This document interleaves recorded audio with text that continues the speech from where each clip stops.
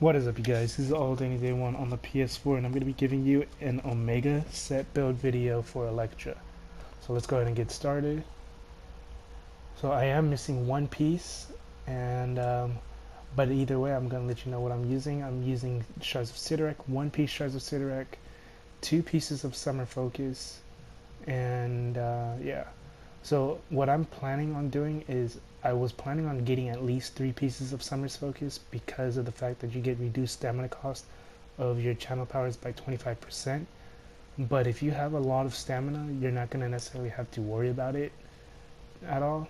Um, but yeah, if you don't want to put your infinity points into your stamina, then I would definitely go for 3 pieces. If not, if you think you have enough to sustain your stamina, then 2 pieces is all you're gonna need. And then the reason why I'm using Shards of Sidorak is because of the 25% base damage increase.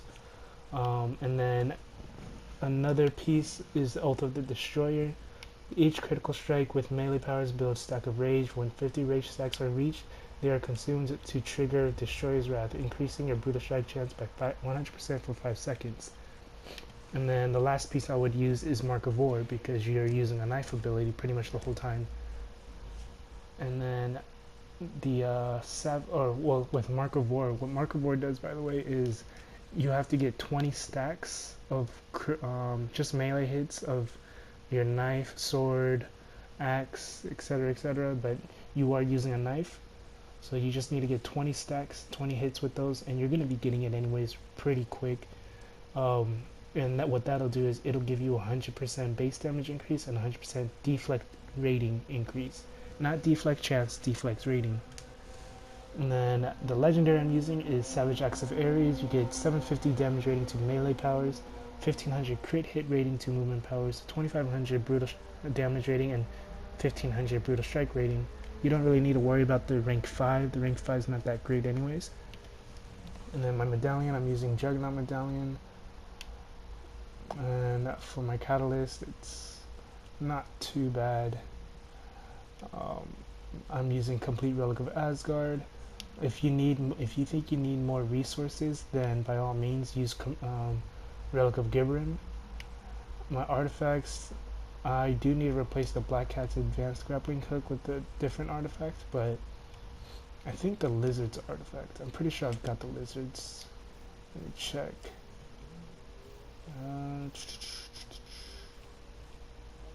Right here, Lizard's formula. Yeah, so Lizard's formula would actually be a really good one as well. Let me just take that out. The only downfall about Lizard's formula is it only gives you up to 2 speed instead of 4. The Black Cat's Advanced Grappling Hook gives you up to 4 speed, dodge, crit hit, and damage to bosses, but you don't use any gadgets, so that doesn't really work for you. Lizard's formula gives you attack speed up to 12%, melee power damage. When you critically hit, generate 100 health. When you critically hit, recover 5 stamina. This would actually, now that I'm thinking about it, this is definitely a better artifact.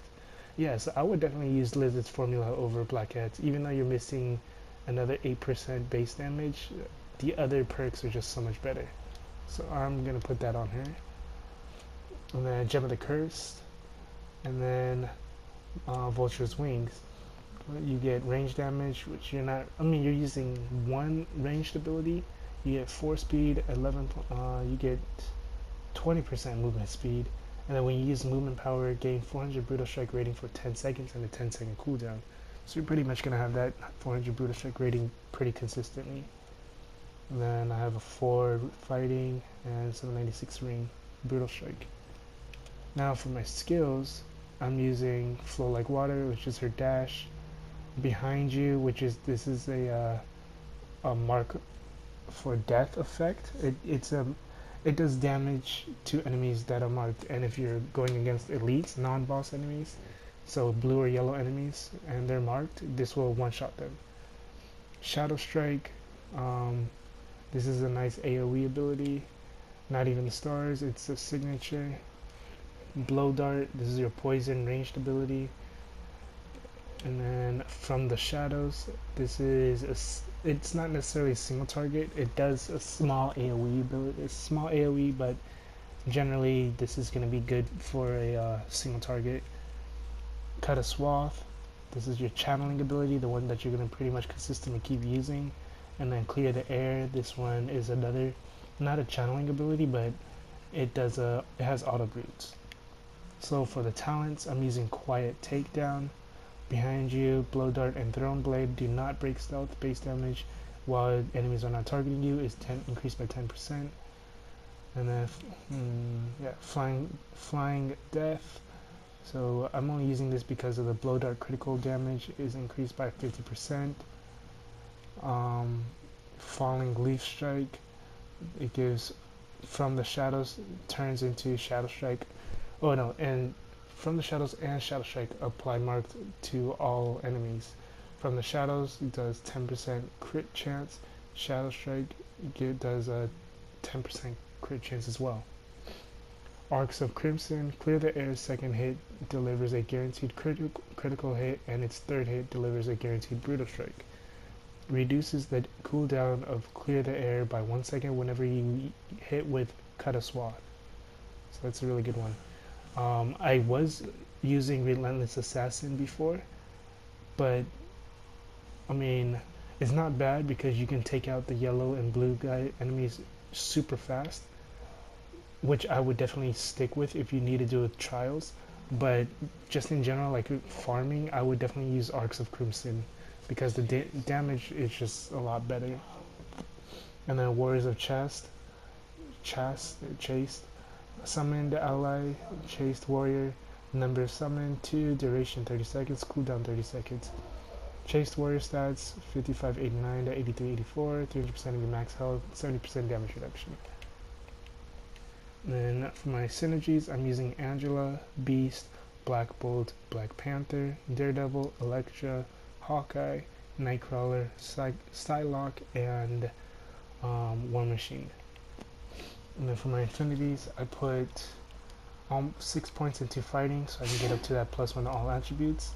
And then the rest I put into my stamina. So I'm at 265 stamina. So that drops my base damage to 188. Now, so let's go ahead and show you the abilities. So this is the main ability you're going to be using is this one the whole time pretty much.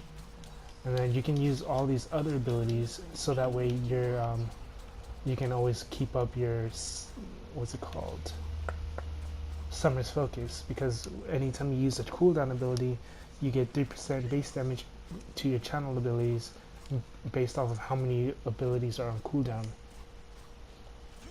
So, and another really good thing to know is that with Oath of the Destroyer, this stat or the set, it says each critical strike with melee powers you build stack of rage, yada yada yada. And on the bottom it says increasing when you get 50 stacks of rage, you get increased brutal strike 100% chance for 5 seconds. So now here's the really cool part, and I'm going to show you. As you can see, I'm hitting brutals and it's probably already been more than 5 seconds. As long as you're still keeping this going, you can keep this you can keep brutal striking, and you can even get out of the area and then continue to keep hitting brutes.